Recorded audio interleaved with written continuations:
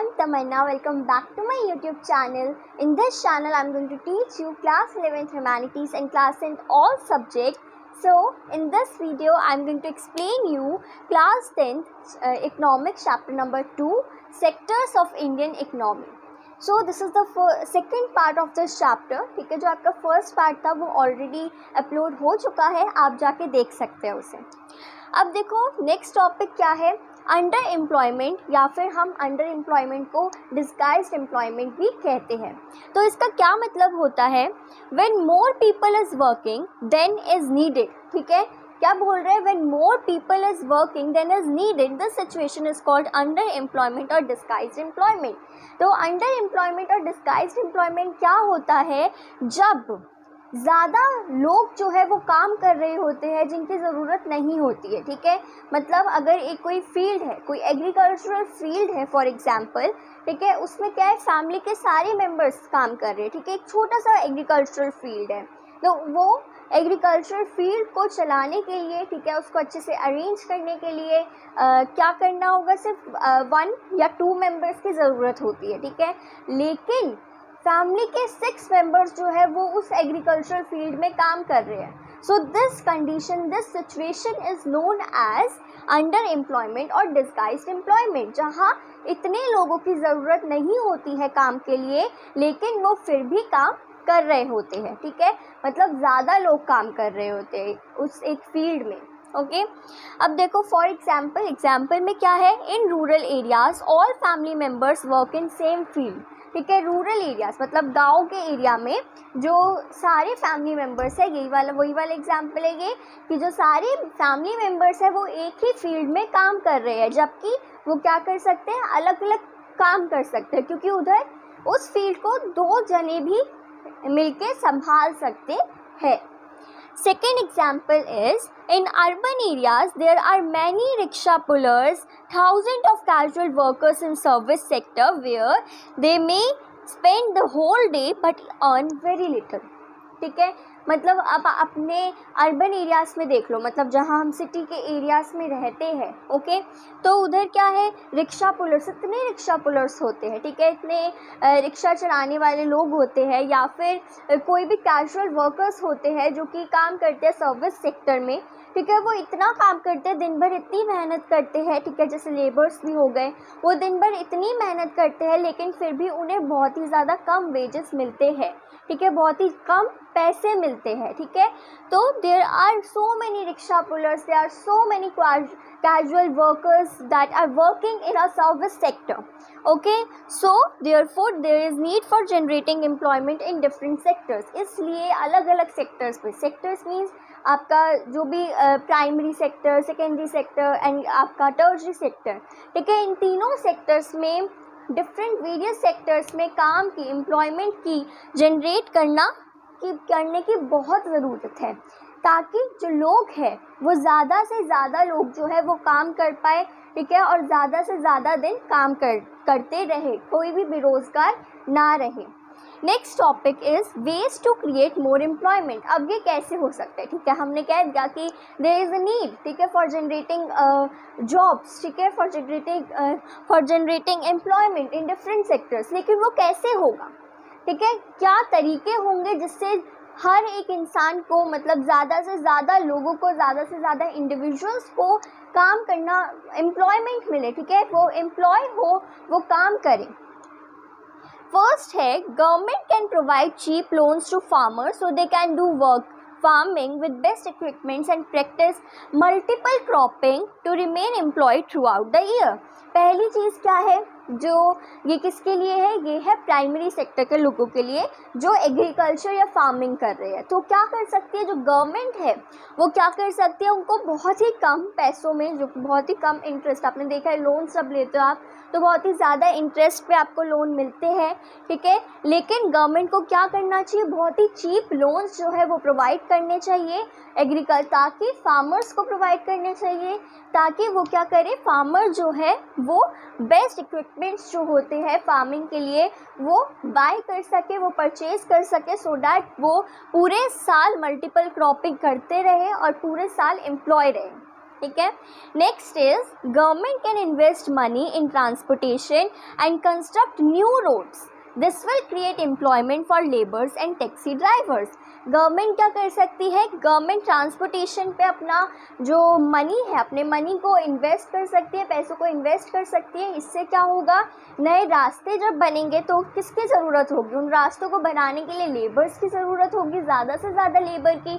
तो अब जब ज़रूरत होगी लेबर्स की तो जो लेबर्स है वो क्या होंगे, एम्प्लॉयड होंगे. ठीक है. और अगर रोड बनेगी, रोड बन जाने के बाद उस रोड से ट्रैवल करने के लिए लोगों को क्या चाहिए होगा, टैक्सी चाहिए होगी. तो उससे किसको फ़ायदा होगा, टैक्सी ड्राइवर्स एम्प्लॉयड हो जाएंगे. ठीक है. Next is government can locate industries near rural areas where a large number of people can be employed in factories. ठीक है. गवर्नमेंट क्या कर सकती है, इंडस्ट्रीज जो है उनको ज़्यादा से ज़्यादा खोल सकती है रूरल एरियाज़ के पास में. ठीक है. जहाँ से लोग जो है वो ईज़िली ट्रैवल कर पाए और जो लेबर्स है वो आसपास ही रहते हो ताकि उनको कोई भी दिक्कत ना हो काम करने में. Next, only 52% children go to school. If more school are constructed, teachers are appointed, it can create more than 20 lakh jobs. ठीक है. तो ये क्या कह रहे हैं कि जो चिल्ड्रन होते हैं, बच्चे होते हैं, हर एक चिल्ड्रन को, हर एक जो छोटा बच्चा होता है उनको स्कूल जाना बहुत ही ज़रूरी होता है. ठीक है. और उनको जाना भी चाहिए, उनके पेरेंट्स को उनको स्कूल भेजना भी चाहिए. तो लेकिन अभी क्या हो रहा है, 52% बच्चे जो है, सिर्फ 52% बच्चे ही जो है वो स्कूल जा रहे हैं. तो अगर गवर्नमेंट जो है वो ज़्यादा से ज़्यादा गवर्नमेंट स्कूल खोलेगी तो ज़्यादा से ज़्यादा बच्चे उसमें पढ़ पाएंगे. और इससे क्या फ़ायदा होगा, इसमें एम्प्लॉयमेंट की कहाँ से बात आ गई कि ये क्या करेगी, टीचर्स. अब नए स्कूल खुलेंगे, न्यू स्कूल्स खुलेंगे तो न्यू टीचर्स चाहिए होगी, स्टाफ चाहिए होगा. स्कूल में टीचर्स के साथ साथ दूसरे स्टाफ्स भी होते हैं. ठीक है. For cleaning the school. ठीक है. तो इससे क्या होगा, it can create more than 20 lakh jobs. ठीक है. 20 लाख जॉब से भी ज़्यादा जो है जॉब जो है वो लोगों को मिल सकती है. Next is, if tourism as a sector is improved, it can generate more than 35 lakh job. ठीक है. अगर अब आपने देखा होगा टूरिज़्म के जो सेक्टर है वो धीरे धीरे क्या हो रहा है, बढ़ता जा रहा है, ग्रो करता जा रहा है. ठीक है. तो अगर टूरिज़्म जो है एज अ सेक्टर इम्प्रूव किया जाएगा तो इससे भी लोगों को जो है ज़्यादा से ज़्यादा जॉब मिल सकती है. 35 लाख जॉब्स जो है उससे भी ज़्यादा लोगों को जॉब जो है वो मिल सकती है. Now next topic is NREGA, national rural employment guarantee act. तो ये क्या है, नरेगा क्या है, नरेगा की जो फुल फॉर्म है वो है national rural employment guarantee act. It means इस एक्ट के अंदर क्या है, Narega was formulated in 2005. Later on, its name changed to Mahatma Gandhi National Rural Employment Guarantee Act (MG Narega). ठीक है. तो जो नरेगा है वो फॉर्मुलेट हुआ था 2005 में. ठीक है. लेकिन बाद में क्या हुआ, पहले नरेगा इसका नाम रखा गया था national rural employment guarantee act, but बाद में क्या हुआ, इसका नेम जो है वो चेंज हो गया MG नरेगा में, that is Mahatma Gandhi national rural employment guarantee act. अब इसका क्या मतलब है, जैसे कि आपको नाम से ही पता चल रहा है, under NREGA all those in need of work are guaranteed 100 days of employment in a year by government. ठीक है. इसका क्या मतलब है कि इस एक्ट के अंडर क्या था कि हर एक इंसान, हर एक इंडिविजुअल रूरल एरियाज़ के लोग हैं, ठीक है, जो बेरोज़गार है, उनको गारंटी दी जाती थी कि 100 डेज एम्प्लॉयमेंट उनको साल में मिलेगा ही मिलेगा. ठीक है. मतलब 100 दिन वो काम करेंगे ही करेंगे और अपने जो पैसे हैं, वेजेस जो है उनको अपने उन 100 डेज़ के मिलेंगे. If the government fails to provide employment, it will give employment allowances to the people. ठीक है. अब इसका क्या मतलब है कि अगर गवर्नमेंट जो है फेल हो गई, ठीक है, कि जो रूरल एरिया है उनके जो 100 डेज एम्प्लॉयमेंट का जो एक्ट है ये, वो 100 डेज एम्प्लॉयमेंट देने से फेल हो गई, तो क्या करेगी government, it will give employment unemployment allowances to the people. Then comes, it is now in 625 districts and is also referred as right to work, ठीक है। और ये अब के समय में जो है 625 डिस्ट्रिक्ट में जो है वो चालू है, ठीक है, चलाया जाता है। और इसको और क्या कहते हैं, as it is also refer to as right to work, क्योंकि इसमें क्या हो रहा है, 100 डेज गारंटी एम्प्लॉयमेंट दी जा रही है रूरल एरियाज़ के लोगों को भी।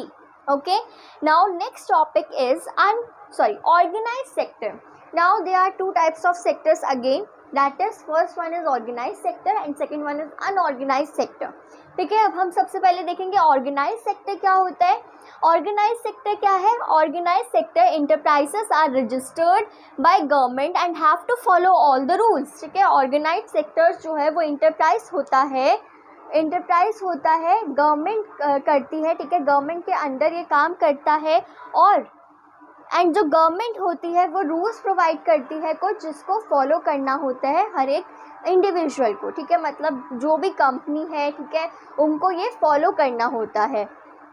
Workers have job security, can't be fired without proper reasons and get pension when they retire. और वर्कर्स जो भी काम कर रहे हैं ऑर्गेनाइज सेक्टर के अंडर, उनको जॉब सिक्योरिटी दी जाती है, ठीक है, कि वो प्रॉपर रीज़न के बिना जो है उनको फायर नहीं किया जाएगा, जॉब से नहीं निकाला जाएगा। और जब उनकी रिटायरमेंट हो जाएगी तो रिटायरमेंट के बाद उनको पेंशन भी दी जाएगी। ये सब ऑर्गेनाइज सेक्टर में होता है।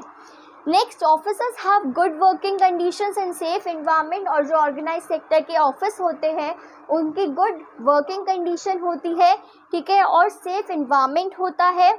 Here people have fixed amount of work hours and if they work overtime they get paid extra for it, ठीक है। इधर ऑर्गेनाइज सेक्टर में एक fix amount of work hours होते हैं, वर्किंग आवर्स होते हैं कि इस टाइम से इतने टाइम तक ही आपको काम करना है।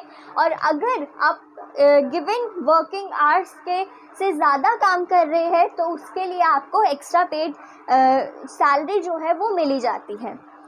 Get benefits like paid leaves, payment during holidays, provident fund etcetera. और साथ ही साथ ऑर्गेनाइज सेक्टर में बेनिफिट्स भी दिए जाते हैं, जैसे कि पेड लीव्स, ठीक है।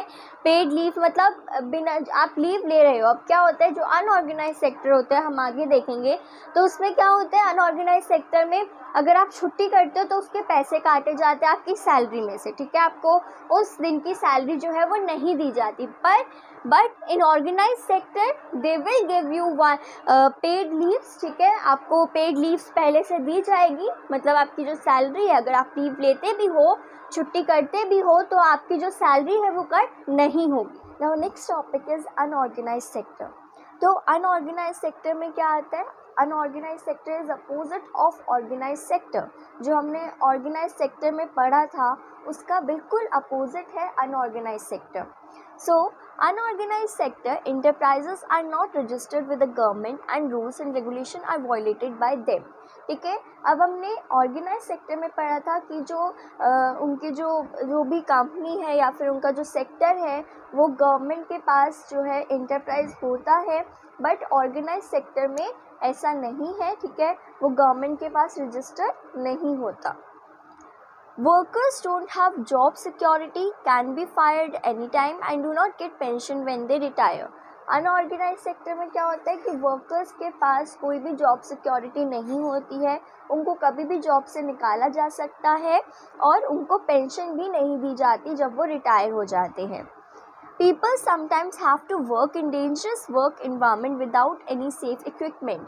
और कभी कभार अनऑर्गेनाइज सेक्टर में लोगों को एक ऐसे इन्वायरमेंट में काम करना पड़ता है जो कि उनके लिए बहुत डेंजरस होता है और उस इन्वायरमेंट से उनको चोट पहुंच सकती है, but they have to do that work.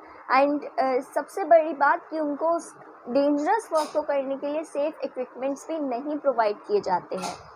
Next is Here people don't have fixed work hours and nothing extra is paid for overtime. Organise sector में एक वर्किंग आवर्स था और अगर उस वर्किंग आवर्स से ज़्यादा कोई काम करता था तो उन्हें पेड एक्स्ट्रा पे किया जाता था। लेकिन इधर क्या होता है, अनऑर्गेनाइज सेक्टर में कोई भी वर्किंग आवर्स नहीं होते हैं और अगर कोई भी ज़्यादा काम करता है तो उसको एक्स्ट्रा पे भी नहीं किया जाता है।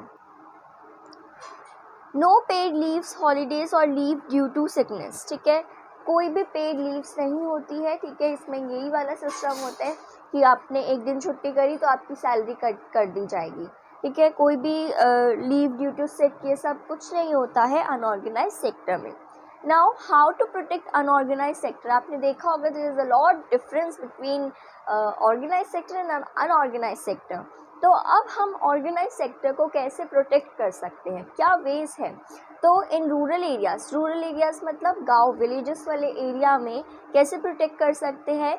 Small and medium farmers can be supported by timely and adequate delivery of seeds, cheap loans, storage facilities and good market price of their harvest, ठीक है। तो रूरल एरियाज़ में जो छोटे और मीडियम क्लास वाले जो फार्मर्स हैं उनको सपोर्ट कर सकती है गवर्नमेंट, कैसे कर सकती है, by providing them cheap loans, ठीक है, उनको चीप लोन्स प्रोवाइड कर सकती है, सीड्स प्रोवाइड कर सकती है, ठीक है, एडुकेट डिलीवरी ऑफ सीड्स, उनको स्टोरेज फैसिलिटीज़ प्रोवाइड कर सकती है and good marking price of their harvest. तो इससे क्या होगा, उनको हेल्प मिलेगी। अनऑर्गेनाइज सेक्टर ही है, ठीक है, तो इससे क्या होगा, अनऑर्गेनाइज सेक्टर जो है वो इम्प्रूव होगा, ठीक है, प्रोटेक्ट होगा। नेक्स्ट इन अर्बन एरियाज़ में कैसे प्रोटेक्ट कर सकते हैं अनऑर्गेनाइज सेक्टर को। Labours in small industries can be supported with good labour laws and favourable policies for safe small industries. तो अर्बन एरियाज़ में, सिटीज़ के एरिया में क्या कैसे कर सकते हैं अनऑर्गेनाइज सेक्टर को प्रोटेक्ट, जो कि लेबर और स्मॉल इंडस्ट्रीज़ है उनको सपोर्ट किया जा सकता है विद गुड लेबर, उनको गुड लेबर प्रोवाइड कर दी सकते हैं हम, ठीक है, labour laws and favourable policies for small industries, ठीक है, उनको लेबर लॉस दिए जा सकते हैं कि ये लॉस है which you have to follow, ठीक है, कि आप इसके अलावा लोगों से कोई भी डेंजरस वर्क नहीं करवा सकते हैं। नेक्स्ट इज बैकवर्ड कम्युनिटीज़ को कैसे प्रोटेक्ट के जो अनऑर्गेनाइज सेक्टर है उसको हम कैसे प्रोटेक्ट कर सकते हैं। A large number of people from backward communities work in unorganise sector, ठीक है, बहुत ही ज़्यादा मात्रा में जो बैकवर्ड कम्युनिटीज़ के लोग हैं वो वर्क करते हैं अनऑर्गेनाइज सेक्टर में, because they are not educated well enough, ठीक है, कि उनको ऑर्गेनाइज सेक्टर में जॉब मिले। They can be protected if they don't face any discrimination based on their caste or background, ठीक है, अब उनको हम सेव कर सकते हैं बाय उनको एक अच्छी प्रॉपर एजुकेशन देने से, ठीक है, या फिर उनकी जो डिस्क्रिमिनेशन है उसको कम करने से, ठीक है, उनको ये नहीं लगना चाहिए कि दे आर बैकवर्ड कम्युनिटीज़ और इस बेसिस पे उनको जज नहीं करना चाहिए कि वो ऑर्गेनाइज सेक्टर में काम कर सकते हैं या नहीं। Next topic is sectors on the basis of ownership के बेसिस पे different sectors. So there are two types of sectors on the basis of ownership, that is first one is public sector and second one is private sector. तो public sector में क्या होता है, all assets and responsibilities of service is owned by government. सारी जो assets और सारी जो रिस्पॉन्सिबिलिटी होती है वो गवर्नमेंट उठाती है, ठीक है, और गवर्नमेंट ही ध्यान रखती है इन सब चीज़ों का। Their goal is to serve people, और पब्लिक सेक्टर का गोल क्या होता है, टू सर्व पीपल, लोगों का प्रॉफिट, लोगों के फ़ायदे के लिए काम करने का। For example government schools, hospitals, post office, army etcetera. अब जो भी गवर्नमेंट के रिलेटेड जो गवर्नमेंट स्कूल्स है, गवर्नमेंट हॉस्पिटल्स है, गवर्नमेंट पोस्ट ऑफिस है, ये सब क्या है, ये सब एग्जाम्पल्स है पब्लिक सेक्टर के। Next one is private sector. All assets and responsibility of services owned by an individual. जितने भी सारे जो एसेट्स है, सारी जो रिस्पॉन्सिबिलिटीज़ है वो इसमें प्राइवेट सेक्टर में कौन उठाता है, इंडिविजुअल, ठीक है, एक पर्टिकुलर इंडिविजुअल जिसने अपना बिजनेस जो है वो स्टार्ट करा है। इनका गोल क्या होता है, their goal is to make profit and earn money. इनका गोल ये होता है कि वो अपना प्रॉफिट देके और पैसे जितने ज़्यादा कमा सकते हैं अर्न करें, ठीक है। For example Reliance, Google, Apple, Tata sector, इन सब कंपनीज़ के बारे में, इन सब कंपनी के नेम आपने सुने होंगे, एप्पल हो गया, टाटा हो गया या फिर गूगल हो गया। ये क्या करते हैं, they work for their own profit, ठीक है, and to earn more. Now this is all about public sector and private sector. Now there some questions, some important questions जो कि आपको कमेंट सेक्शन में लिख के बताने हैं इनके आंसर्स, ठीक है, और इनके आंसर जो है वो आपको डिस्क्रिप्शन बॉक्स में मिल जाएंगे, so you can check there. Question number 1 is highlight 5 reasons for importance of tertiary sector in India. First question क्या पूछा गया है कि कोई भी 5 रीजंस बताओ for importance of tertiary sector in India. तो मैंने आपको स्टार्टिंग में बताया था, इन पार्ट 1 मैंने आपको एक्सप्लेन करा था इसके बारे में कि जैसे कि मैं आपको एक रीज़न बता देती हूँ और बाकी के 4 रीज़न आपको खुद लिखने हैं। सो फर्स्ट रीज़न आपका ये हो सकता है कि जो गवर्नमेंट स्कूल्स है, हॉस्पिटल्स है, ठीक है, गवर्नमेंट क्या कर रही है, ज़्यादा से ज़्यादा गवर्नमेंट स्कूल, ज़्यादा से ज़्यादा गवर्नमेंट हॉस्पिटल्स जो है या फिर जो भी फैसिलिटीज़ होती है वो क्या कर रही है, ज़्यादा से ज़्यादा ओपन कर रही है, जिससे कि ये सब जो है गवर्नमेंट स्कूल हो गया, गवर्नमेंट हॉस्पिटल्स हो गया, ये सब जो है किस में आता है, टर्शरी सेक्टर में आता है। इसलिए ही टर्शरी सेक्टर की जो ग्रोथ है और जो इम्पोर्टेंस है वो बढ़ती जा रही है। ओके, सो ये पहला रीज़न था। आगे के 4 रीज़न और 4 रीज़न जो है वो आपको खुद लिखने हैं। Next is question number 2, difference between organise sector and unorganise sector. Organise sector और अनऑर्गेनाइज सेक्टर के बीच का डिफरेंस जो कि मैंने आपको बताया था, ठीक है, तो क्या डिफरेंस हो सकता है ऑर्गेनाइज एंड अनऑर्गेनाइज सेक्टर में, वो आपको लिखना है। Next one is define secondary sector. Secondary sector को डिफाइन करना है, उसके एग्जाम्पल्स लिखने हैं, ठीक है। Next, write 5 features of tertiary sector. So this is somehow related to the first question, ठीक है, कि इसमें भी आपको टर्शरी सेक्टर के फीचर्स लिखने हैं। आप इसमें इंपॉर्टेंस भी लिख सकते हैं टर्शरी सेक्टर की, ठीक है, बट इसमें एग्जाम्पल्स लिखने भी इम्पॉर्टेंट है। Next is difference between public sector and private sector. So public sector और प्राइवेट सेक्टर के बीच में क्या डिफरेंस है, हियर इज द डिफरेंस, ठीक है, तो ये डिफरेंस जो है वो आप लिख सकते हैं। So this is all about this chapter, sectors of Indian economy. If you like my explanation, then please like, comment and subscribe my channel, and don't forget to press the bell icon. Thank you.